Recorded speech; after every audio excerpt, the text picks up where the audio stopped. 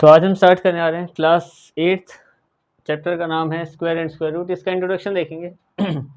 इसके introduction part में हम सारा देखेंगे कि क्या क्या टॉपिक तुम्हें हर एक्सरसाइज में आएंगे, तो उसका एक मतलब मोटा मोटा ये हिसाब बता दूंगा कि कैसे कैसे क्वेश्चन आएंगे। ठीक है, तो सबसे पहले शुरुआत करते हैं। स्क्वायर होता क्या है? दो मतलब एक ये वाला हिस्सा है और एक और हिस्सा आएगा जिसमें इसका बाकी बचा हुआ पार्ट है। इतना ही इसका इंट्रोडक्शन है, ज़्यादा नहीं है।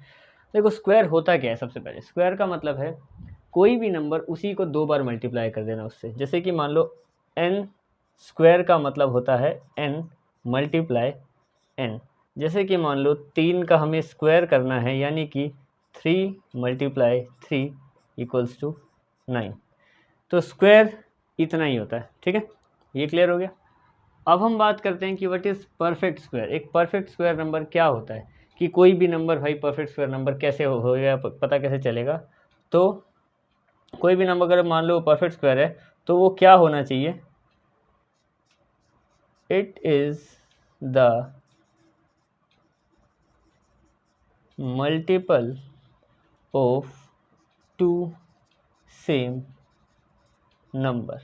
कोई भी नंबर को परफेक्ट स्क्वायर नंबर होने के लिए उसको ऐसा नंबर होना चाहिए कि वो दो सेम नंबरों को मल्टीप्लाई करने पे बना हो। जैसे कि मान लो 64 है। 64 हमारे पास एक ऐसा नंबर है जो 8 और 8 को मल्टीप्लाई करने से बनता है। तो 64 एक परफेक्ट स्क्वायर नंबर है? बिल्कुल है। जैसे कि एग्जांपल में लिख देता हूँ यहाँ पे 64 हो गया या 16 हो गया, 4 और 4 से। ऐसे कितने ही नंबर होते हैं। ठीक है, हर नंबर को मल्टीप्लाई करोगे उसी नंबर से तो कितने ही नंबर ऐसे बनते हैं। ठीक है, तो ये हो गया परफेक्ट स्क्वायर नंबर कि कोई ऐसा नंबर जो दो सेम नंबरों के मल्टीपल से बना है, जैसे 9, तो वो भी एक परफेक्ट स्क्वायर नंबर है। क्लियर है? अब देखो आगे यूनिट डिजिट क्या होती है। यूनिट डिजिट तो बेसिकली इसमें ये है, यूनिट डिजिट एक आखिरी नंबर होता है। कॉन्सेप्ट यहाँ पे ये नहीं है। यूनिट डिजिट जो मैंने लिखा है यहाँ पे, यूनिट डिजिट का मतलब होता है कोई भी नंबर है बड़ा सा, उसके बाद की आखिरी डिजिट को यूनिट डिजिट कहते हैं। पर वो इस चैप्टर से क्या लिंक कर रही है वो ये समझ लो पहले, कि यूनिट डिजिट के साथ क्या रूल्स हैं इसी के। देखो यूनिट डिजिट का मान, जैसे हमें पता है कि एक एग्जांपल लेते हैं। एग्जांपल है भाई, हमें 6 का स्क्वायर करना है, तो हम बड़े आसानी से कर सकते हैं। 6 × 6 इक्वल टू 36। ईजी है। ठीक है, अब ऐसे क्वेश्चन में जो यूनिट डिजिट वाले क्वेश्चन आते हैं ना, find the unit digit of the कोई भी नंबर उसका स्क्वायर करो, तो उनमें ऐसे नंबर नहीं दिए जाते छोटे छोटे। एग्जांपल के साथ करेंगे तो तुम्हें ज़्यादा हर एक क्वेश्चन ही बेहतर तरीके से समझ में आएगा। जैसे मैंने इनके एग्जांपल दे रहा हूँ ना एक दो। ठीक है, यूनिट डिजिट का मतलब क्या है कि जैसे मान लो इन्होंने बोल दिया 256 का स्क्वायर करो इसका, और इसकी यूनिट डिजिट बताओ। अब ऐसे क्वेश्चंस में देखने में ये लग रहा है कि यार 256 को 256 से मल्टीप्लाई करना पड़ेगा, बड़ा सा नंबर आएगा। और भी बड़े नंबर बोलते हैं, शायद मिलियंस में बोल देते हैं, हंड्रेड्स में, लैक्स में, किसी में भी बड़े बड़े नंबर होते हैं। लेकिन हमें सिर्फ यूनिट डिजिट से मतलब होता है ना उस टाइम। तो ये पूछते हैं कि जो भी नंबर आएगा उसकी आखिरी वाली डिजिट बताओ। तो हम क्या देखेंगे यहाँ पे, 6 का स्क्वायर क्या होता है? 36, यानी कि लास्ट में तो 6 ही आएगा। इतने क्वेश्चन होते हैं, सिंपल आसान होते हैं। पर यूनिट डिजिट वाले क्वेश्चन यही होते हैं कि एक बड़ा सा नंबर दे देंगे, बोलेंगे उसका स्क्वायर करो और आखिरी डिजिट बताओ। तो आखिरी डिजिट के लिए हम क्या देखेंगे, जब उस नंबर को उसी से मल्टीप्लाई कर किया जाएगा तो 6 का स्क्वायर क्या होता है? 36। तो 36 का भी जो आखिरी नंबर है 6 वो आएगा यहाँ पे। और इससे भी कई क्वेश्चन बनते हैं कि कौन से परफेक्ट स्क्वायर नंबर हैं या नहीं है, तो वो भी ज़रा हम थोड़ा आइडिया लगा लेते हैं। 1 से 10 तक के बीच के कुछ नंबर होते हैं, और अगर ये लास्ट में नहीं लिखा तो वो परफेक्ट स्क्वायर नहीं है। जैसे अगर किसी के लास्ट में 1 है तो वो परफेक्ट स्क्वायर नंबर होने के उसके चांस हैं, क्योंकि 1 का स्क्वायर भी 1 होता है और 9 का स्क्वायर यानी कि 9 का स्क्वायर भी 81 होता है, उसमें भी लास्ट में 1 आता है। तो 1 है तो चांस है। 2 की बात करें तो 2 देखो 1 से लेकर हम 10 तक देख रहे हैं, 2 किसी में भी आता है, क्योंकि कोई भी नंबर है बड़ा सा उसके लास्ट में ये वाला प्लेस पे 1 से लेकर 10 तक ही नंबर होंगे, और एक्स्ट्रा कहाँ से होंगे। ठीक है, तो 2 ना 2 के में 4 आता है, 3 के में 9 आता है, 4 के में 16 आता है, 2 किसी में भी नहीं आता। 3 की बात करें, 3 किसी दो सेम नंबर को मल्टीप्लाई करने पर लास्ट डिजिट 3 बनती हो, 3 भी नहीं बनती। 4 की बात करें तो 4 बनती है।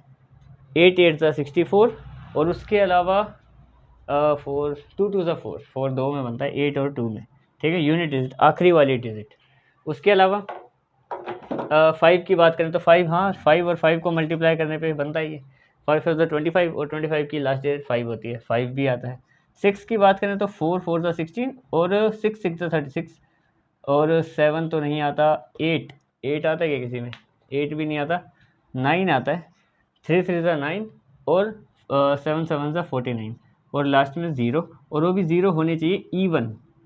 ये कुछ कॉन्सेप्ट हैं जिससे हमें पता चलता है कि वो जो बड़ा सा नंबर, कोई भी नंबर बोल दिया, कि क्या ये एक परफेक्ट स्क्वायर नंबर हो भी सकता है। जैसे कि मैं रफली एक बोल रहा हूँ नंबर 1 2 3 4 5, ये जो भी नंबर है, 1 2 4 5 6।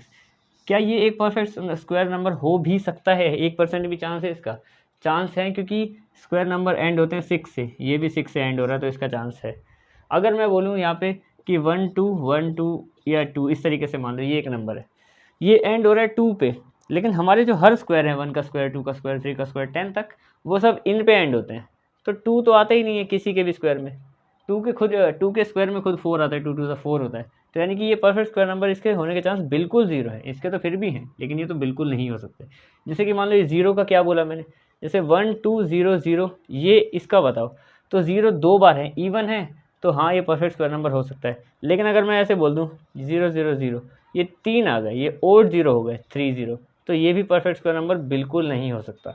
तो ये कुछ यूनिट डिजिट के कॉन्सेप्ट होता है, क्वेश्चंस में इतनी बार करेंगे इनको, तुम्हें समझ में भी आ जाएगा। ठीक है, अब हम बात करते हैं स्क्वायर विद प्रॉपर्टी, यानी प्रॉपर्टी के साथ स्क्वायर कैसे निकाले। जैसे कि मान लो ये तो 39 है, 41 है, इसके लिए भी हमें रफ में करना ही पड़ेगा। इसको बड़े बड़े नंबर आते हैं, 999 आ सकता है, तो उसको प्रॉपर्टी के साथ कैसे कर सकते हैं। स्क्वायर वाली कुछ प्रॉपर्टीज होती हैं, ए स्क्वायर प्लस बी स्क्वायर वाली।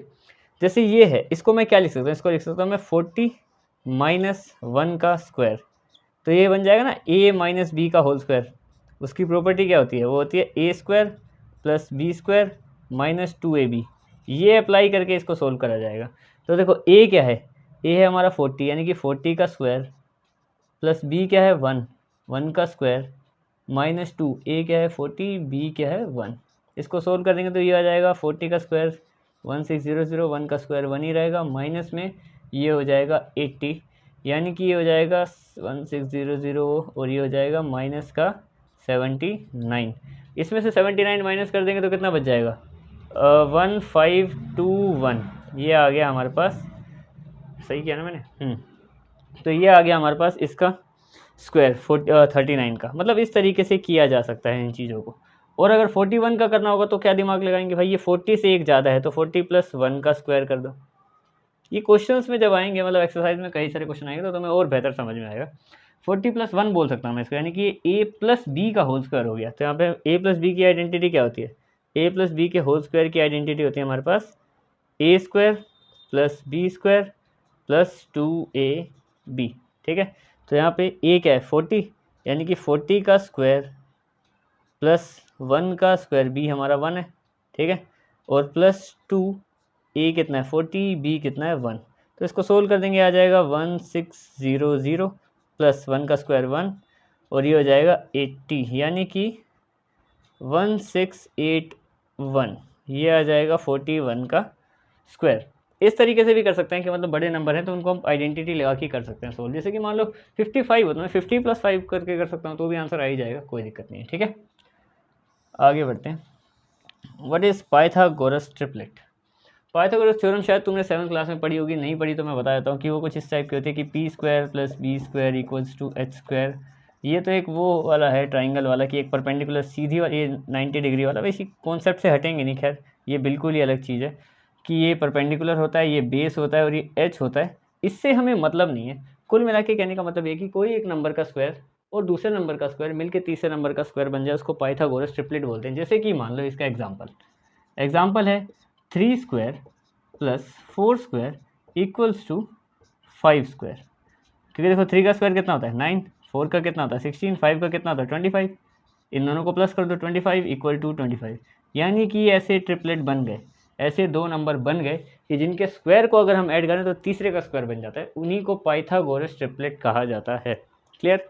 अब इनको निकालने के लिए भाई कैसे निकालें, पाइथागोरस ट्रिपलेट पता कैसे चले। वैसे तो कई होते हैं, जैसे 3 4 5 हो गया, या फिर 5 12 13 हो गया, 7 24 25 हो गया, ऐसे ऐसे होते हैं, ये आपस में मिलके बनते हैं। लेकिन अगर कोई हमें निकालना है, जैसे अभी मान लो निकालना है, तो मेरे को बोले कि भाई 6 के पाइथागोरस ट्रिपलेट निकालो जिसमें 6 भी आता हो, मतलब एक जगह पे यहाँ पे 6 का स्क्वायर हो, कहीं भी कुछ भी हो, और बाद में तीसरे का भी बन जाए वो, तो उसके लिए एक फॉर्मूला है हमारे पास, वो होता है 2m m स्क्वायर माइनस 1 और m स्क्वायर प्लस 1। ये है वो फॉर्मूला। इससे 6 के साथ आने वाले मैं पाइथागोरस ट्रिपलेट निकाल दूंगा। देखो कैसे, देखो सबसे पहले क्या करेंगे, 6 2m को 6 मान लेंगे, यहाँ से m की वैल्यू निकालनी है मुझे, तो m कितना आ जाएगा, ये मल्टीप्लाई में यहाँ पे जाके डिवाइड, ये आ गया मेरे पास 3, यानी कि m की वैल्यू 3 आ गई। 6 का निकाल रहे हैं अभी हम, ठीक है, m आ गया इस वाली इक्वेशन से 3, इस 3 को पहली वाली में पुट कर दो, मतलब इसमें, तो ये हो जाएगा 3 स्क्वायर माइनस 1, इस वाली में पुट किया मैंने 3, तो ये हो जाएगा 9 माइनस 1 इक्वल्स टू 8। अगले में पुट कर दो, ये हो जाएगा 3 स्क्वायर प्लस 1, यानी कि 9 प्लस 1 इक्वल्स टू 10। यानी कि 6 के जो पाइथागोरस ट्रिपलेट्स हैं वो हैं 6 के साथ 8 और 10। कौन कौन से हैं? 8 और 10। कैसे? अगर तुम चेक भी कर सकते हो इनको। मान लो ये हमारे पास 6 का स्क्वायर प्लस 8 का स्क्वायर इक्वल्स टू 10 का स्क्वायर। 6 का स्क्वायर 36, 8 का स्क्वायर 64, 10 का स्क्वायर 100। इन दोनों को ऐड करने पे भी 100 ही आता है। तो बन गई है इसका पाइथागोरस ट्रिपलेट। पाइथागोरस ट्रिपलेट होता क्या है और निकालते कैसे, ये मैंने तुम्हें यहाँ पे बता दिया। उसके अलावा क्या क्या देखा हमने इसमें? स्क्वायर क्या होता है, perfect square number, unit digit के कॉन्सेप्ट देखे कुछ, और स्क्वायर को प्रॉपर्टी के साथ सोल्व कैसे करें, ए स्क्वायर बी स्क्वायर वाली, और साथ ही साथ ट्रिपलेट्स के बारे में हमने जाना। और अभी भी हमें जानना है इसके में एक जो ये वाला कॉन्सेप्ट तुमने अच्छे से जान लिया, स्क्वायर क्या होता है। अब स्क्वायर रूट वाला जानेंगे कि स्क्वायर रूट होता क्या है और उसको निकालते कैसे हैं। ठीक है, आगे बढ़ते हैं इंट्रोडक्शन में। तो अब हम डिस्कस करते हैं कि स्क्वायर रूट क्या होता है। देखो, स्क्वायर रूट निकालने के 3 अलग अलग तरीके हैं, तीनों यहाँ पे समझेंगे। एक ही क्वेश्चन करूँगा, खैर एक्सरसाइज में भी क्वेश्चन करेंगे तो तुम्हें ज़्यादा बेहतर समझ में आएगा, पर इससे तुम्हें एक रफली आइडिया हो जाएगा कि स्क्वायर रूट होता क्या है। और 3 मेथड है करने के लिए, तो तीनों देख लो एक बार क्या होता है। देखो, स्क्वायर रूट हमने क्या देखा है अभी तक? हमने क्या देखा था कि भाई एक नंबर होता है 2, उसका स्क्वायर कर देते हैं, ऐसा लगाते हैं ऊपर 2 छोटा सा, स्क्वायर करने पे आ जाता है 2 2 ज़ा 4। ये हमने देखा था, इसको कहते हैं स्क्वायर, जो हम नॉर्मली देखते हैं। स्क्वायर रूट का मतलब क्या होता है कि इस नंबर को दोबारा 2 बना देना, क्योंकि ये 2 का स्क्वायर था। जैसे कि हमें पता है भाई 7 का स्क्वायर होता है 49, तो 49 से 7 बना देना कि पता लगे हाँ वो 49 का स्क्वायर रूट 7 है। ठीक है, तो इसका निशान कैसे लगता है? जैसे कि मान लो 8 का स्क्वायर अगर 64 है, तो इसका जब हम स्क्वायर रूट निकालते हैं तो ये जो स्क्वायर वहाँ पे जाता है ना, जैसे प्लस माइनस बनता है, तो स्क्वायर बनता है स्क्वायर रूट। कोई भी स्क्वायर यहाँ से जाएगा उधर तो वो रूट का निशान लगाएगा, और रूट का निशान लगता है ऐसे। ठीक है, वैसे जनरली 2 के स्क्वायर रूट के आगे हम नहीं लगाते, पर 2 में 2 लगाते हैं, अगर क्यूब रूट करते हैं तो 3 लगाते हैं, पर इतना स्क्वायर रूट का निशान ये समझ दो कि ऐसा होता है। और उसको करने के 3 तरीके हैं। देखो, 3 अलग अलग मेथड हैं, तीनों से करके दिखाता हूँ। एक एग्जाम्पल है हमारे पास 25, इसको करेंगे रिपीटेड सब्ट्रैक्शन से। रिपीटेड सब्ट्रैक्शन का मतलब क्या होता है कि हमें इसको रिपीट करना है, मतलब माइनस करते रहेंगे हर बार एक नए नंबर से, ओड नंबर से हमें इनको माइनस करना होता है। जैसे कि मान लो 25 को मैं माइनस कर रहा हूँ, पहले सबसे छोटा ओड नंबर क्या है 1, तो कितना आ गया 24। ठीक है, दूसरा देखो, अब इस 24 को हम माइनस करेंगे, अगला ओड नंबर क्या आता है 3, यानी कि 21। 21 को माइनस करेंगे अगले ओड नंबर से, तो आ जाएगा 16, क्योंकि 3 के बाद 5 आता है। 16 को अगले ओड नंबर 7 होता है जो, तो ये आ जाएगा 9। 9 को अगले ओड नंबर इसके आगे 9 ही आता है, तो 0। अब इससे क्या पता लगा हमें? काउंट करो कितने स्टेप, 1 2 3 4 5, यानी कि ये 5 का स्क्वायर है। जितने स्टेप होंगे उतने का स्क्वायर होगा। देखो 5 का स्क्वायर 25 ही होता है, हमें पता है 5 5 25। इस मेथड को बोलते हैं रिपीटेड सब्ट्रैक्शन। अगर एक आध एग्जांपल और लें तो जैसे अगर मान लो मैंने 16 लिया होता तो 4 में ही आ जाता, क्योंकि 4 का स्क्वायर होता है। अगर मैंने 36 लिया होता तो 6 में आता, क्योंकि वो 6 का स्क्वायर होता है। तो रिपीटेड सब्ट्रैक्शन ये कहता है कि बस हर बार एक ओड नंबर से माइनस करो, फिर उसको उससे अगले वाली, क्योंकि 1 के बाद जो अगला ओड नंबर है वो 3 है, 3 के बाद जो अगला ओड नंबर है वो 5 है, ऐसे माइनस कर दो। जितनी बार स्टेप, जितने स्टेप हुए होंगे, ऐसे मान लो ये step 1 step 2 step 3 step 4 step 5, जितने स्टेप होते हैं उसी का वो स्क्वायर होता है नंबर। ये है repeated subtraction method square root निकालने का। कि इससे पता चल रहा है भाई कि 25 का स्क्वायर रूट 5 है। ठीक है, ये तो हमने बताया कि ये 5, तो हम इसका आंसर बताएंगे 5, ऐसे सिर्फ बिना स्क्वायर लगाए वगैरह वगैरह कि 25 देखो का। अब हम करेंगे प्राइम फैक्टराइजेशन मेथड। तो ये 256 लिखा मैंने यहाँ पे, ये कितने पे जाएगा, 2 पे जाएगा, पहले तो आ जाएगा 128, फिर से 2 पे जाएगा, कितना आ जाएगा इसका हाफ 64, फिर से 2 पे जाएगा 32, फिर से 2 पे जाएगा 16, फिर से 2 पे जाएगा 8, फिर से 2 पे जाएगा 4, फिर से 2 पे जाएगा 2, फिर से 2 पे जाएगा 1। यानी कि हमने इसको इस तरीके से करा जैसे हम 1 तक नॉर्मली क्वेश्चंस को लेके जाते हैं। अब इसमें लास्ट स्टेप होता क्या है, स्क्वायर रूट वाला निशान लगाओ, काउंट करो 1 2 3 4 5 6 7 8, 1 2 3 4 5 6 7 8, 1 2 3 4 5 6 7 8। हाँ, ये 8 बार 2 को मल्टीप्लाई करने पे ये बना। अब स्क्वायर रूट निकलता है कैसे इससे, जैसे 2 का पेयर है ना, 2 2 उठा लो, तो इससे 1 2 बाहर आ जाएगा हमारे पास। इन 2 2 से अगला 1 2 बाहर आ जाएगा, स्क्वायर रूट का स्क्वायर का मतलब क्या था, 2 नंबर। तो यहाँ से 2 नंबर को हम बाहर निकाल रहे हैं एक नंबर बना के। इन 2 से अगला 2 नंबर बाहर आ गया और इन 2 से अगला 2 नंबर बाहर आ गया। अब इनको मल्टीप्लाई कर दो। ये अब ये स्क्वायर रूट से बाहर है। 2 टू ज़ा 4, 4 टू ज़ा 8 और 8 टू ज़ा 16, यानी 16 का जो स्क्वायर है ना, ये 16 का स्क्वायर है 256। क्लियर हुई बात। यानी कि 16 जैसे हमें यहाँ पे निकाला था ना, इस वाले मेथड से पता चला कि भाई 5 का स्क्वायर है 25। इस वाले मेथड से भी हमें पता चल गया। यही क्वेश्चन मैं इस वाले मेथड से भी कर सकता हूँ और यही क्वेश्चन मैं इस वाले मेथड से भी कर सकता हूँ। काम तो हम स्क्वायर रूट ही निकालने का कर रहे हैं। अब हम वो वाला मेथड डिस्कस करेंगे जो सबसे मुश्किल मेथड माना जाता है। मुश्किल तो क्या, खैर आगे तुम इसी को ज़्यादा यूज़ करोगे, इस वाले मेथड को। इसमें थोड़ा सा ज़्यादा दिमाग लगाना पड़ता है क्योंकि ये तो बेसिक है, माइनस करना, इसमें वही प्राइम फैक्टराइजेशन। इसमें थोड़ा क्या दिमाग लगता है, इसके लिए टेबल अलग है। देखो जैसे मैंने 441 लिखा, इस पर एक पूरी एक्सरसाइज है, उस पर अच्छे से इतने सारे क्वेश्चन करेंगे तो तुम्हें समझ में भी आ जाएगा। लेकिन फिलहाल इस क्वेश्चन से, एक क्वेश्चन से जितना मैं समझा पाऊँ समझाऊंगा तुम्हें। देखो सबसे पहले तो ये देखो यहाँ पे कितना है, 441 लिखा है हमारे पास, ठीक है। 441 का मतलब क्या है यहाँ पे कि 3 नंबर है, हमें इनको पहले पेयर में डिवाइड करना है, एक 1 और 2। पेयर में डिवाइड किस तरीके से करते हैं, अगर 3 है तो 1 2, 4 है तो 2 2, ठीक है, और 5 है तो 1 2 2, ठीक है। इस तरीके से डिवाइड करते हैं। अभी हमारे पास 3 के पेयर में थे तो हमने क्या किया, 1 और 2 का पेयर बना दिया, ठीक है। अब इसमें टेबल यूज़ करते हैं, कैसे, जब हम नॉर्मल डिवाइड नहीं करते कुछ वैसे उस तरीके से होता है। तो हम देखेंगे ये वाला टेबल यूज़ करेंगे। 1 का स्क्वायर 1, 2 का स्क्वायर 4, ऐसे 3 का स्क्वायर 9, अप टू ऐसे ऐसे करके 10 का स्क्वायर 100, इस तक यूज़ करेंगे। इसी वाले टेबल को यूज़ किया जाता है इस स्क्वायर में। तो हम पहले देखेंगे कि किसके स्क्वायर से कम या किस में चल जाएगा। तो 1 का स्क्वायर तो छोटा है 4 से, 2 का स्क्वायर पूरा ही 4 है, तो यहाँ पे हम लिखेंगे 2 का स्क्वायर 4, ये आ गया। तो यहाँ पे ये कट हो गया 0।